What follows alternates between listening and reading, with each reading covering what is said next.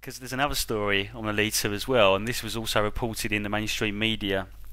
I think it was earlier this year, and basically this was a former NASA employee had just revealed that he'd witnessed two American astronauts meeting an extraterrestrial during a space shuttle mission.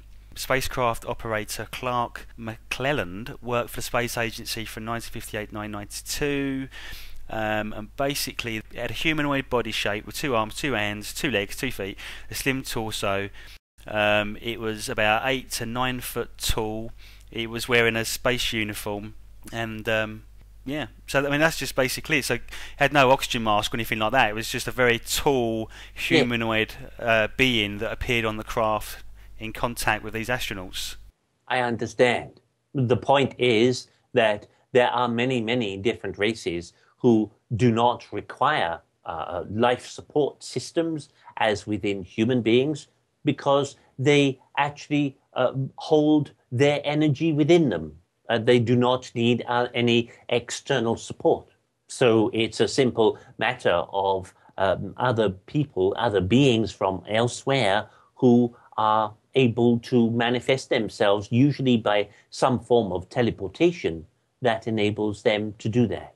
Okay, so my next question is then, who are they? I mean, they're obviously in contact with our governments, so clearly there is an agenda or some kind of work going on between the two of them.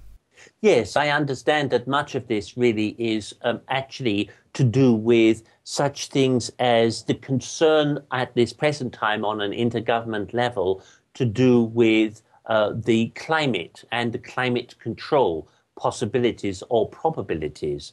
So some of this is actually to do with the new information coming forward about that, about how to control these various masses of energy to do with temperature and the amounts of hydrology, really, which are to do with that whole question, you see?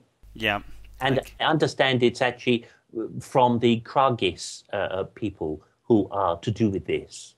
Are our mainstream governments aware of them, or is this very top secret, high above even what our governments be aware of?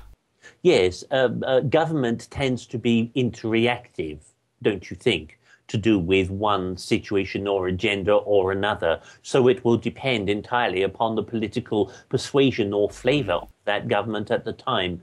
These events usually tend to be without the realm of government, but rather to do with the more intrinsic state of hierarchy within the way that a country works. So saying not as a political mastery of the government of the day, but rather to do with the machinery of the country itself. Yeah. I mean, this also raises another intriguing question as well. I see a documentary this week, and it was about conspiracy theories, I guess, and it was all about space.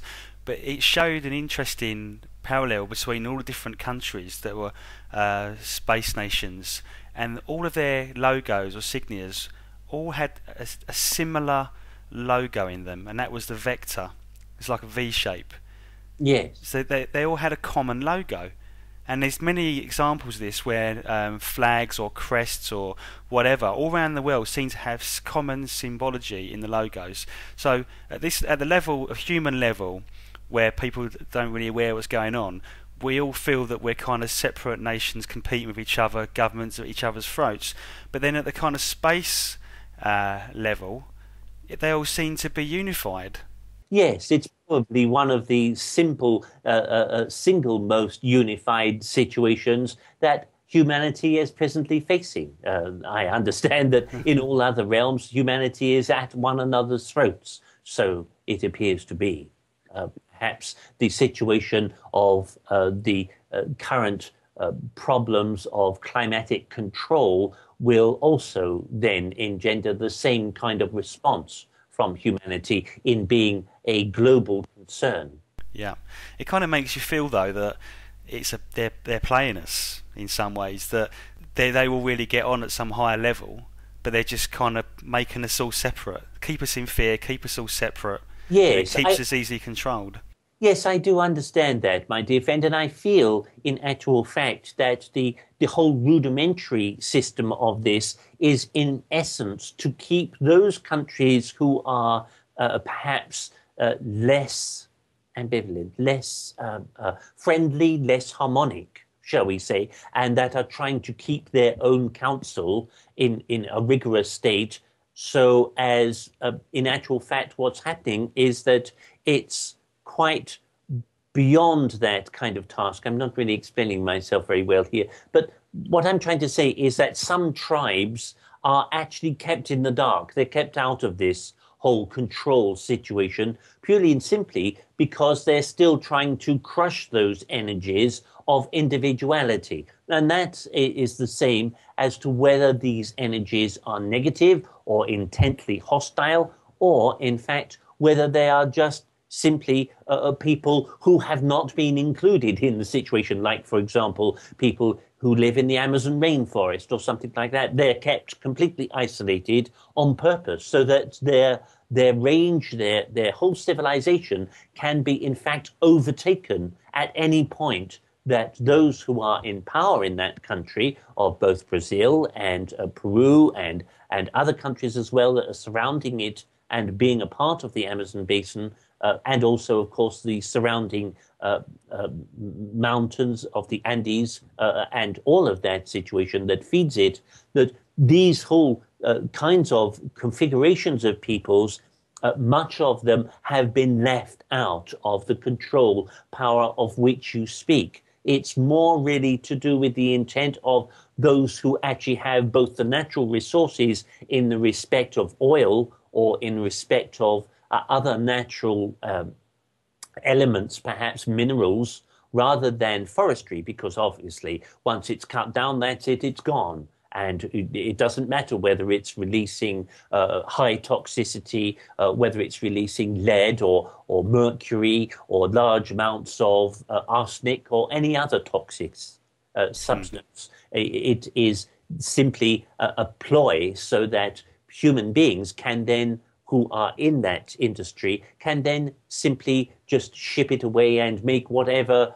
they wish to out of it for their own reasons. I'm not digressing from this. I'm just simply stating that the way that governmental and administrative situations are developing within human beings is that you have an echelon of people who are very much in control, and people generally within the populace of each individual country need to recognize that they can have control too.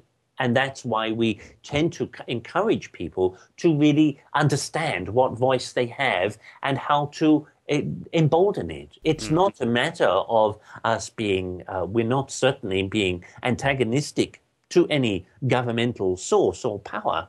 We are simply saying that human beings have to wake up. Yeah. Or they are problem, you see. Well, see, I completely empathise what you're saying there, and obviously we have very brave people in places like China and Iran using their voices to speak up. Yes, absolutely so. But then they're very cruelly crushed, thrown in jail, executed. So it's just not being. These people don't have free speech. They can't just stand up and protest like we do. By protesting, they potentially could be killed, or their families could be killed. That is true, but they have to use other methods, other situations, employ more subtle means to expressing their language, to expressing their opinions, and not to have dissension from their political masters, but to actually just simply want to understand, want to be a part of what they are wishing to be, to create their own lives. Yeah. And just going back on the Iran thing as well, I mean, one of the logos and symbols I saw was that one of them was actually Iran. And, that is the new enemy of America and the world and Israel. No, not really. But not really, is it? No, not really, no. We just live in a big theatre. Purely and simply because, in actual fact, a lot of the situations of culture within Iran itself and the people who are made up of that country are incredibly intelligent. the prospect of this is, in actual fact, that many of the situations of language actually originated from Iran for the whole human race. So you can see then that because it is the foundation, one of the foundation stones of the rise of humanity, if you like, beyond other species on your side of life.